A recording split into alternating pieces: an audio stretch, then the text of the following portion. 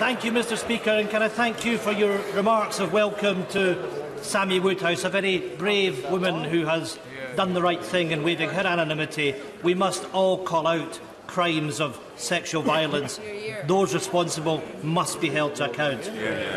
Mr Speaker, we were promised strong and stable. What we have is a government in crisis.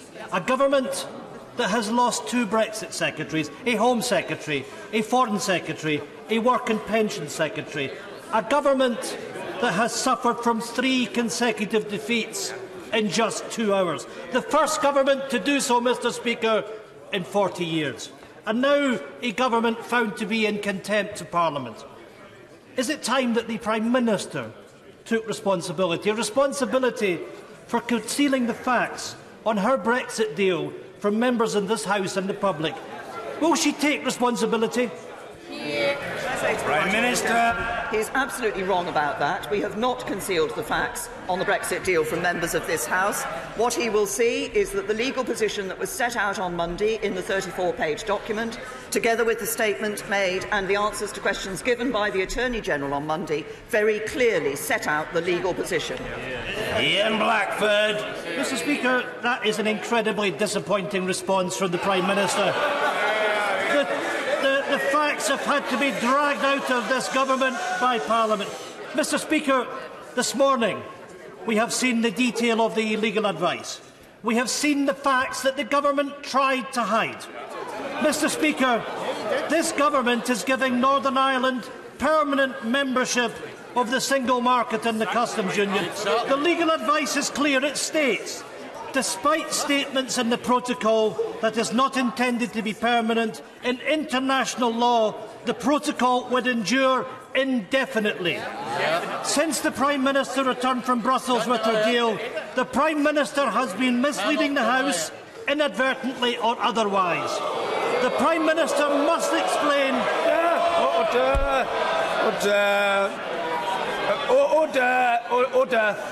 Order. There can be no suggestion of otherwise.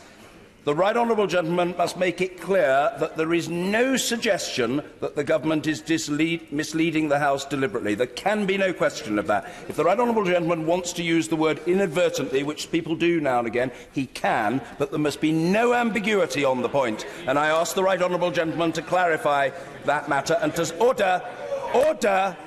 No, I don't need any advice from anyone. I know exactly what I'm doing, and the Right Honourable Gentleman must comply. Mr Ian Blackford. Mr Speaker, I did use the word inadvertently, and I repeat it. That since the Prime Minister has returned from Brussels with her deal, the Prime Minister has been misleading the House, perhaps inadvertently. The Prime Minister...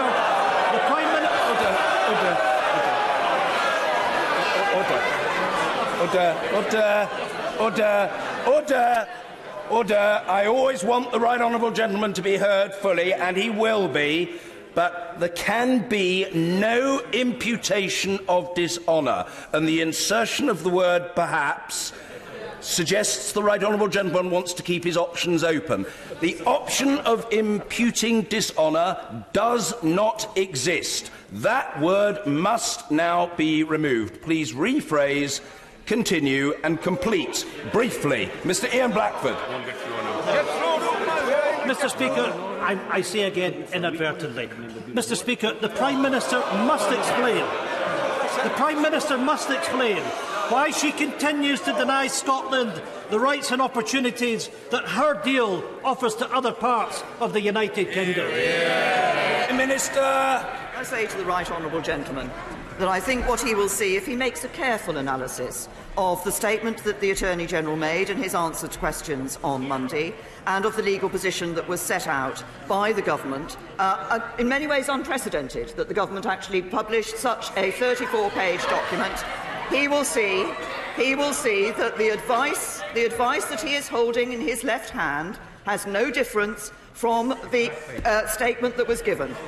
Indeed, I might take up the personal challenge from the Right Honourable Gentleman. I have myself said on the floor of this House that there is indeed no unilateral right to pull out of the backstop.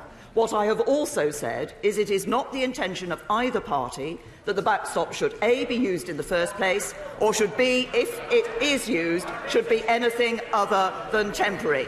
And he finishes off by saying once again that he wants to look to what Scotland should have from the deal.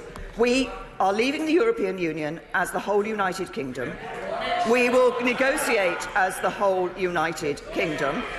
For the interests of Scotland, remaining in the internal market of the United Kingdom is the most important economic interest.